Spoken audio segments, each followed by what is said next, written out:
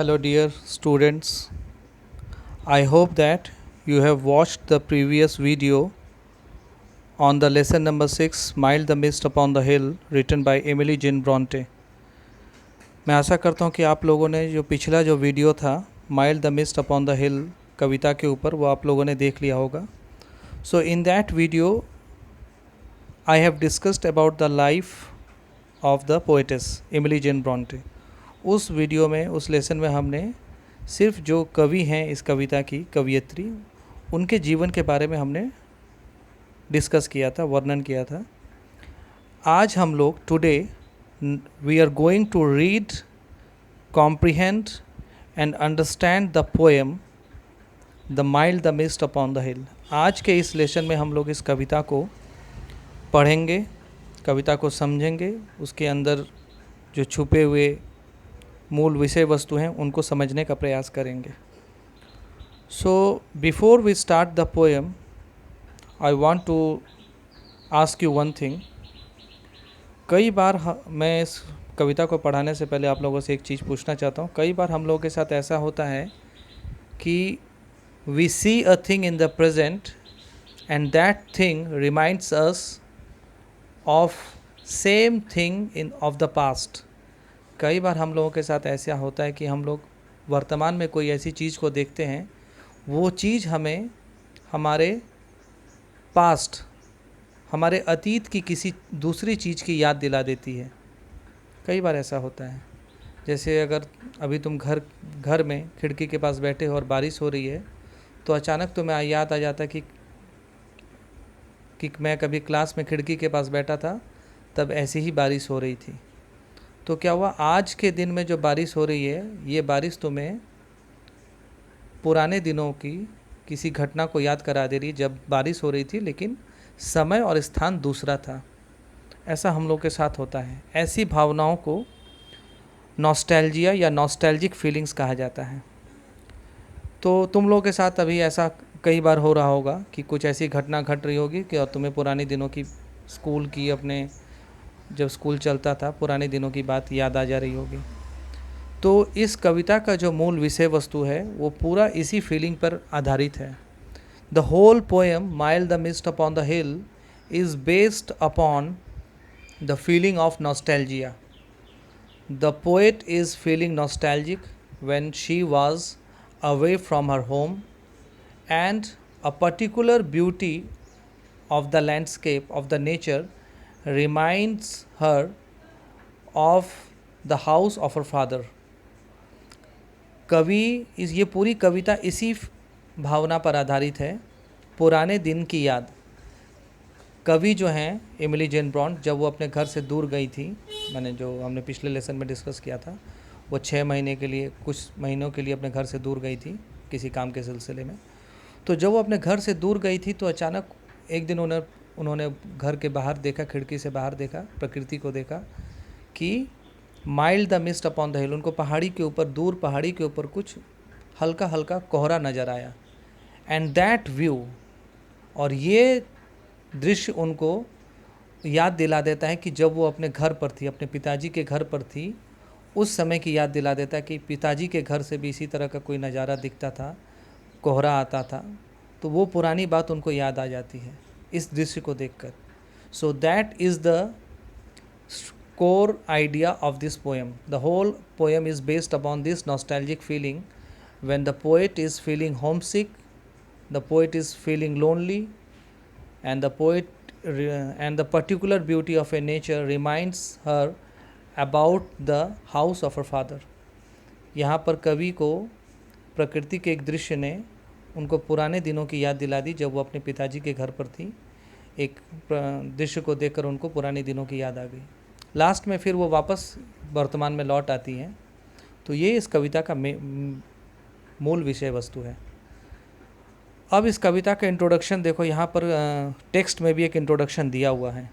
तो पहले मैं उस इंट्रोडक्शन को पढ़ता हूँ. अगर देखा जाए तो that 4 lines are the whole theme of this poem. यही 4 लाइन जो है कविता के मूल विषय वस्तु है जो यहाँ पर दिया हुआ है. मैं इसको पढ़ रहा हूँ. So open your text book please. Lesson number 6, page number 45. अपनी किताबों को खोल लीजिए, टेक्स्ट बुक को ओपन कर लीजिए इंग्लिश की, 45 नंबर पेज खोलिए। अब यहाँ पे हमने पोइट को डिस्कस कर लिया है, अब हम लोग कविता को डिस्कस करने जा रहे हैं। तो पहले कविता का जो इंट्रोडक्शन यहाँ टेक्स्ट बुक में दिया हुआ है मैं उसको पढ़ रहा हूँ। In this poem, the blue mist that surrounds the distant mountains reminds the poet of the happy days of youth and childhood that she has left behind. In this poem, इस कविता में the blue mist, mist का मतलब है कोहरा, कुहासा, एक that surrounds the distant mountain, distant मतलब जो distance पर है, दूरी पर है, दूरी पर कुछ पहाड़ियाँ हैं, उन पहाड़ियों के ऊपर एक हल्का नीले रंग का कोहरा छाया हुआ है। रिमाइंड्स द पोइट, रिमाइंड्स मतलब याद दिला रही है, ये दृश्य, ये पहाड़ियों के ऊपर जो कोहरा छाया हुआ है, ये दृश्य कवि को याद दिला रहा है कब का? Of the happy days of youth and childhood, उनको उनके बचपन के दिनों की, यहाँ पर उनके बचपन के दिनों की, उनकी जवानी के दिनों की याद दिला रहा है। That she has left behind, जो समय उनका बीत चुका है उस समय की याद दिला रहा है। आज का ये दृश्य जो है उनको अपने पुराने दिनों की याद दिला रहा है। As she describes the landscape, और इस कविता में वो जैसे जैसे लैंडस्केप मतलब प्रकृति का वर्णन, प्रकृति के किसी दृश्य का वर्णन, प्राकृतिक दृश्य को हम लोग लैंडस्केप बोलते हैं।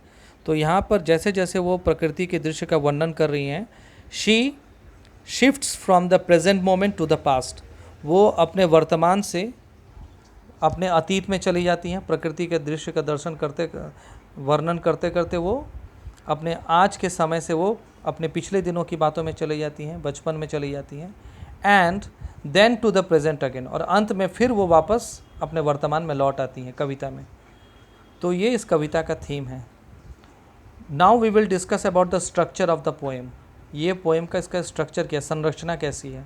The poem has 4 stanzas of 4 lines.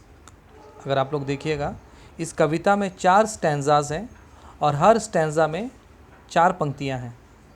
ठीक है, तो अब हम लोग इसके टाइटल को डिस्कस करते हैं। What is the title of the poem? The title of the poem is mild the mist upon the हिल। इस कविता के लिए पोएट ने कोई अपना अलग से टाइटल नहीं लगाया है। The first line of the poem itself is the title of the poem. उन्होंने कविता का जो पहला लाइन है, जिस दृश्य को देखकर ये पूरी कविता उन्होंने लिखी है, जिस दृश्य वो अपने वर्तमान से अतीत में चली गई, वही पहला लाइन ही इस कविता का शीर्षक भी है, mild the mist upon the hill. Mild का मतलब होता है हल्का, सौम्य, कोमल। द मिस्ट एक हल्का कोहरा, मिस्ट मतलब कोहरा, अपॉन द हिल पहाड़ी पर एक हल्का कोहरा छाया हुआ है। ये इस कविता का टाइटल है और इसी दृश्य को देखकर ये पूरी कविता उन्होंने लिखी है। तो ये आज इस कविता को पढ़ने के बाद हम लोग फिर क्या क्या सीखेंगे, जब ये कविता कंप्लीट हो जाएगी तो आप लोगों को you can discuss the theme, you can discuss the structure, you can discuss the imagery and figure of speech, and you can discuss the description of nature and human emotion present in this poem. जब ये कविता आप लोग पढ़ लोगे, जब ये lesson हम लोग का ख़त्म हो जाएगा, तो इसके बाद आप लोग क्या क्या चीज़ जान जाओगे।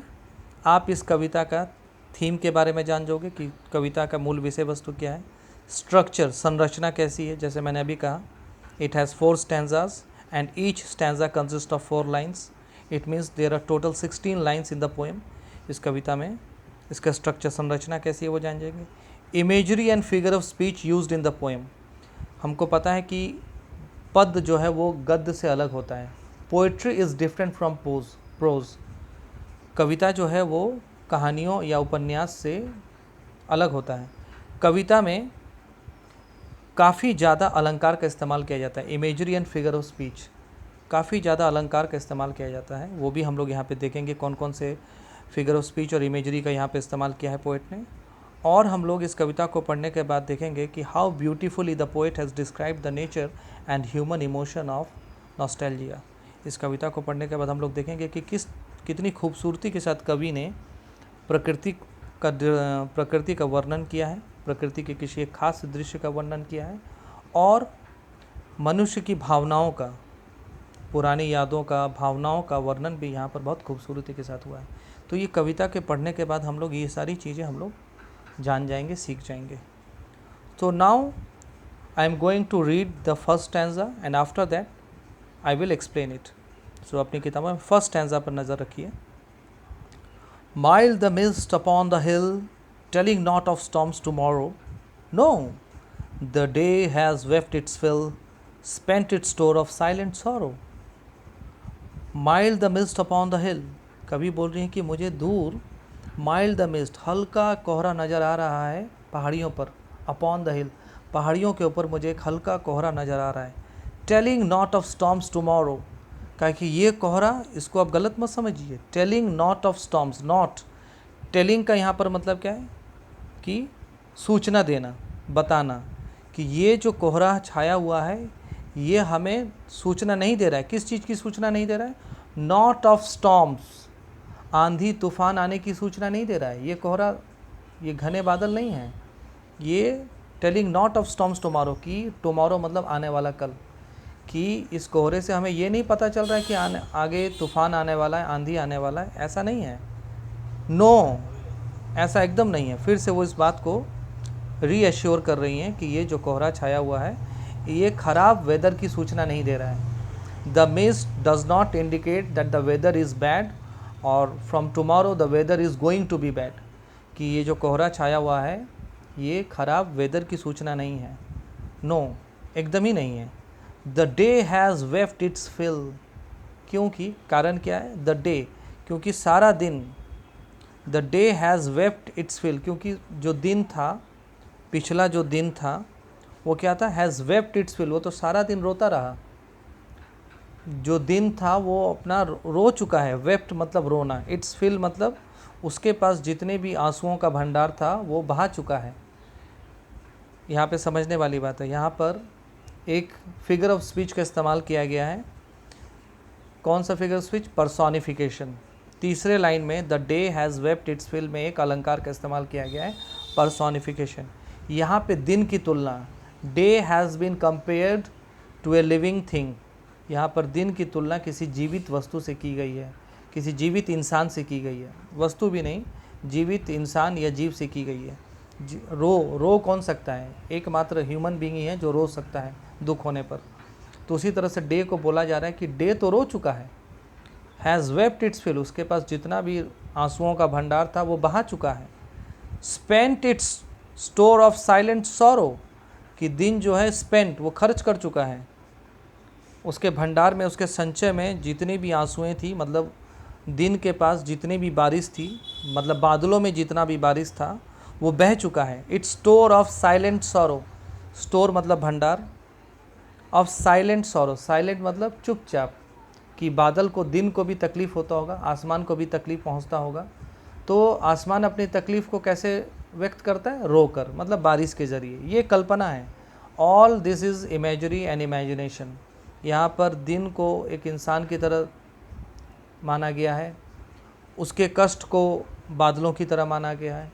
जिस तरह से आंसुओं से हमारे आँखों से आंसुएं झरते हैं, उसी तरह आसमान से बारिश झरता है. इस तरह की तुलना की गई है कि दिन जो था वो चुपचाप अपने कष्ट को सह रहा था, और कष्ट को सहने के बाद उसने क्या किया? जितना भी उसके पास आंसुओं का भंडार था वो बारिश के रूप में वो बहा चुका है. इसलिए अब मौसम और ख़राब नहीं होगा, because it has already been rained for a long time, क्योंकि बारिश बहुत हो चुकी है. बहुत, जितना भी आसमान में बारिश था वो बह चुका है. यहाँ पर डायरेक्ट कहीं पर भी रेन की बात नहीं की गई है. पूरा इमेजरी से समझाया गया है कि बारिश हो चुकी है और अब बादलों में जितना भी पानी था वो सब झर चुका है आसमान से. So this is the first stanza. Sorrow का मतलब होता है दुख. अब I am going to the second stanza. Oh, I am gone back to the days of youth. I am a child once more, and neath my father's sheltering roof, and near the old hall door. ओह, इस दृश्य को देखने के बाद, ये जो mild the mist upon the हिल है, पहाड़ियों के ऊपर हल्का कोहरा देखने के बाद कवि क्या बोल रही हैं? एक एक्सजरेशन दे रही है. ओह मतलब उनको कुछ याद आ जा रहा है. I am gone back to the days of the youth, क्योंकि ये जो दृश्य मैं अपने सामने देख रही हूँ, इसको देखकर तो मुझे अपने पुराने बचपन की याद आ गई. आई एम गॉन बैक मतलब मैं पीछे चली गई, to the days of the youth, बचपन की याद आ रही है इस दृश्य को देखकर। I am a child once more, मैं फिर से मुझे लग रहा है कि मैं बच्ची हो गई हूँ, छोटी हो गई हूँ, अपने बचपन में चली गई हूँ। इस दृश्य को देख के बचपन की याद आ गई। ऐसा ही दृश्य हमें पिताजी के घर से भी दिखता था और बचपन में हम लोग इस दृश्य को बहुत देखते थे और इन्जॉय करते थे। And neath my father sheltering roof, या नीथ का मतलब है अंडर नीथ या बीनीथ, यहाँ पे उसको एब्रीविएटेड फॉर्म में लिखा हुआ है। तो यहाँ NEATH, नीथ का मतलब है अंडरनीथ या बीनीथ, मतलब नीचे। And neath my father sheltering roof, उस समय, जिस समय की उन्हें बात याद आ रही है, अपने बचपन की बात याद आ रही है, उस समय वो कहाँ थी? अपने पिताजी के घर पर थी। अंडरनीथ अपने पिताजी के घर पर थी। माई फादर शेल्टरिंग रूफ, शेल्टर मतलब आश्रय देना, सुरक्षित आश्रय प्रदान करना, मतलब अपने पिताजी के सुरक्षित आश्रय के छत के नीचे थी, उनकी छत्र छाया में थी। And near the old hall door, और जो हमारा पुराना घर था, पुराने घर में जो बड़ा कमरा था, हॉल बड़ा कमरा, घर का जो बड़ा कमरा था, उसके दरवाजे पर हम लोग खड़े होकर इस दृश्य को देखते थे। तो उसकी याद आ गई। इस दृश्य को देखकर उन्हें अपने पिताजी का घर याद आ गया बचपन में, और वो ओल्ड हॉल डोर याद आ गया कि जो बड़ा कमरा था, उस बड़े दरवाजे के पास से हम लोग शायद ऐसा दृश्य देखते थे, या उस समय की बात उनको याद आ गई। सो this is the meaning of the second stanza.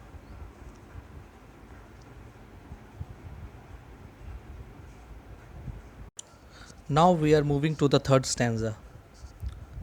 I watch this cloudy evening fall after a day of rain.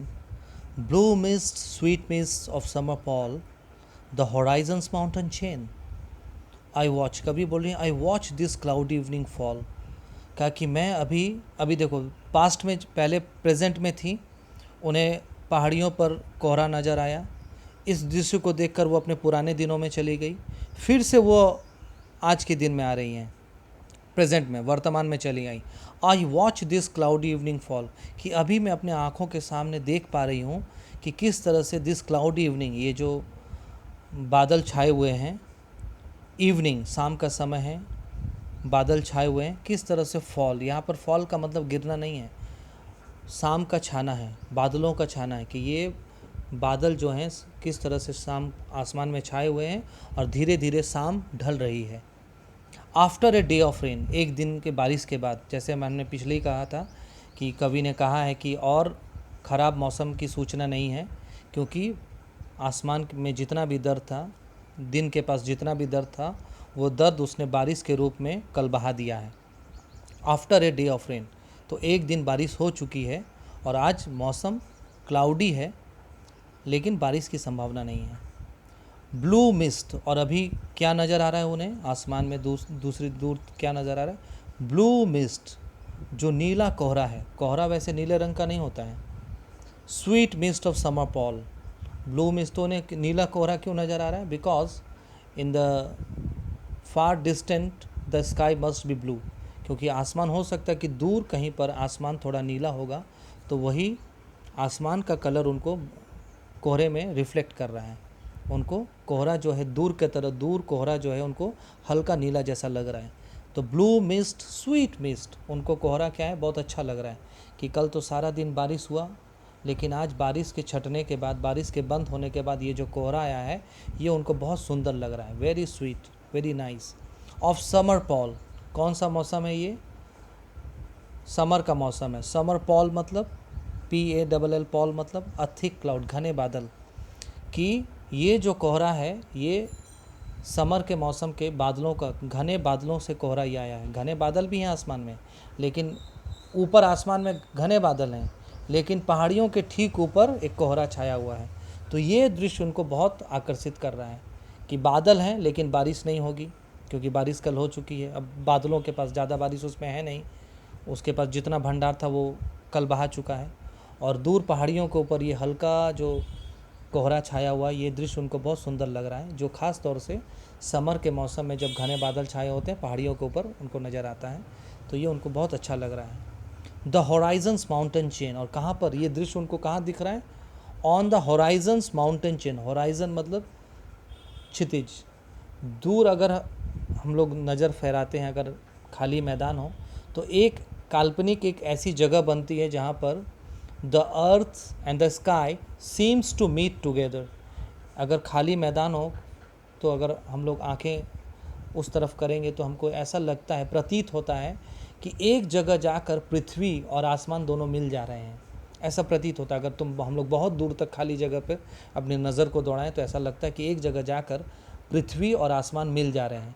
तो इसी जिस जगह पर ऐसा लगता है उसको इंग्लिश में हॉराइज़न बोला जाता है, हिंदी में उसको क्षितिज बोला जाता है। तो उनको दूर दूर हॉराइज़न में, मतलब दूर जहाँ पर पृथ्वी और आसमान मिल रहे हैं, वहाँ पर क्या है, एक माउंटेन चेन है, एक पहाड़ों की, छोटी पहाड़ियों की एक श्रृंखला है। मतलब एक पहाड़ी नहीं है, there is not only one hill, a chain of mountains. कई सारी पहाड़ियों की वहाँ पे श्रृंखला है, पर्वतमाला है।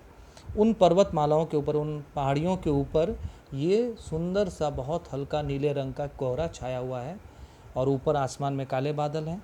तो ये दृश्य इनको बहुत सुंदर लग रहा है। ये देखिए, पहले इन्होंने दृश्य का वर्णन किया, दृश्य को देखकर ये इनको पुरानी बातें याद आ गई बचपन की, अपने पिताजी के घर की। फिर से ये दृश्य में चली आई, प्रेजेंट में चली आई, अपने वर्तमान में चली आई कि ये जो दृश्य है सच में मुझको बहुत सुंदर लग रहा है। Last stanza, turn over the page, page number 47। The damp stands in the long green grass, as thick as morning's tears, and dreamy scents of fragrance pass that breathe of other years. अब फिर से यहाँ पर थोड़ा सा इन्होंने प्रकृति का वर्णन किया है और फिर से ये पास्ट में जाएंगी। The damp stands in the long green grass. The damp मतलब कल सारा दिन बारिश हुई थी, कल सारा दिन बारिश हो चुकी है, तो अभी ज़मीन पर कैसा क्या दिख रहा है उनको, द डैम्प, डैम्प मतलब वेट, गीला, गीला है, ज़मीन अभी गीला है। स्टैंड्स जो कहाँ पर दिख रहा है, कहाँ से पता चल रहा है ज़मीन गीला है, stands in the long green grass, जो बड़ी बड़ी घासें हैं, बड़ी बड़ी घासों के ऊपर अभी भी गीलापन है। जो घास हैं पृथ्वी के ऊपर, ज़मीन के ऊपर जो घास हैं उनके ऊपर अभी भी गीलापन छाया हुआ है, अभी भी वो भीगी हुई हैं। As thick as morning tears, उन घास पर जो गीलापन है, जो पानी, अभी भी कुछ पानी अगर वहाँ पर मौजूद है तो उसको देखकर उनको कैसा लग रहा है, as thick as morning tears. फिर से देखो यहाँ पर एक इमेजरी का इस्तेमाल हुआ है, पर्सोनिफिकेशन का।